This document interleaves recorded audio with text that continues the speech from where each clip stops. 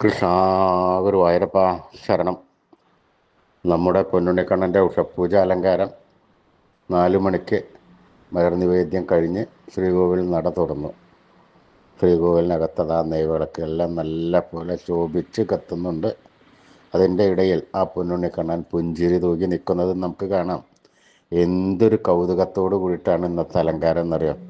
ചെറിയൊരു പൊന്നുണ്ണിക്കണ്ണൻ്റെ തിരുമുഖം ചന്ദനം ചാർത്തി, നെറ്റിയിലൊരു സ്വർണ്ണഗോപിക്കുറി അണിയിച്ചു, ചെവിയിൽ ചെവിപ്പൂക്കൾ വെച്ചിട്ടുണ്ട്, മാറത്ത് ഒരു സ്വർണ്ണത്തിലകവും ഒരു സ്വർണ്ണമാലയും ചാർത്തിയിരിക്കുന്നു. പൊന്നിൻ കിങ്ങിണി കെട്ടി പട്ടുകോണകം ഉടുത്ത് കയ്യിൽ ഓടക്കുഴലും കൊടുത്ത് നിൽക്കുന്നു. മുണ്ടൊന്നും ഇന്ന് ഉടുത്തിട്ടില്ല. ആ ഓടക്കുഴലും പിടിച്ച് നിൽക്കുന്നു. സ്വർണ്ണ കിരീടം ചാർത്തി, കിരീടത്തിന്മേൽ 2 തിരുമുടിമാലകളും 2 വലിയ വനമാലകളും ചാർത്തിയിരിക്കുന്നു. ആ പൊന്നുണ്ണി കണ്ണൻ്റെ ആ കൗതുകത്തോടുകൂടി പുഞ്ചിരിച്ച് നിൽക്കുന്ന ആ രൂപം കണ്ട ഭക്തന്മാരെല്ലാവരും നട തുറന്ന സമയത്ത് നാരായണ നാമം ചൊല്ലി അതാ കണ്ണൻ്റെ അടുത്തേക്ക് ഓടി ഓടി വരുന്നു.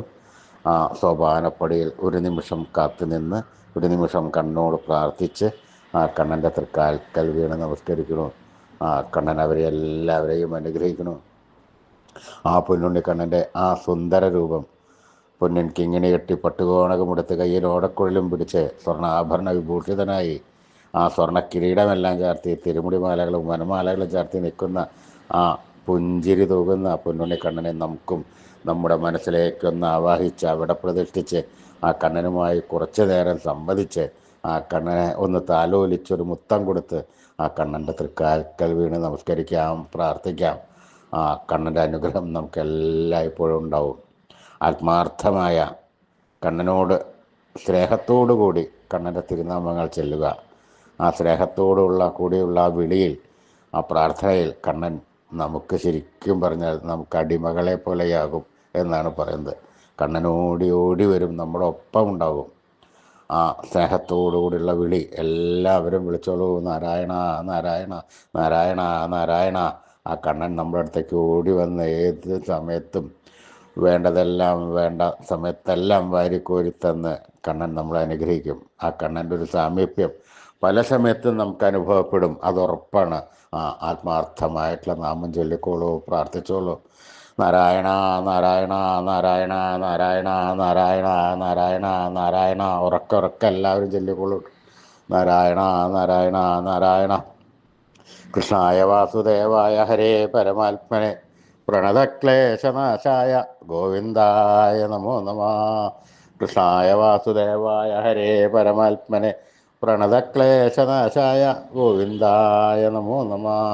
കൃഷ്ണായ വാസുദേവായ ഹരേ പരമാത്മനെ പ്രണതക്ലേശനാശായ ഗോവിന്ദായ നമോ നമഃ.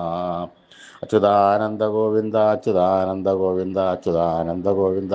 ഈ കലികാലത്ത് എത്രയും ഉത്കൃഷ്ടമായ നാമത്രയ മന്ത്രമാണ് അച്യുതാനന്ദ ഗോവിന്ദ.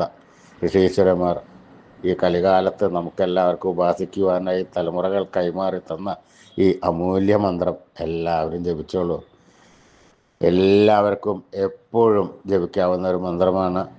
ആയുരാരോഗ്യ സൗഖ്യം, സർവ്വ ഐശ്വര്യപ്രീതി, സന്തതി പരമ്പരകൾക്കുള്ള ഐശ്വര്യം എല്ലാം ഈ മന്ത്രം കൊണ്ട് കിട്ടും എന്നാണ് ഋഷീശ്വരന്മാർ പറഞ്ഞ് നമുക്ക് ഉപദേശിച്ച് തന്നത്.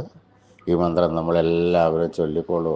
അച്യുതാനന്ദ ഗോവിന്ദ അച്യുതാനന്ദ ഗോവിന്ദ അച്യുതാനന്ദ ഗോവിന്ദ അച്യുതാനന്ദ ഗോവിന്ദ അച്യുതാനന്ദ ഗോവിന്ദ.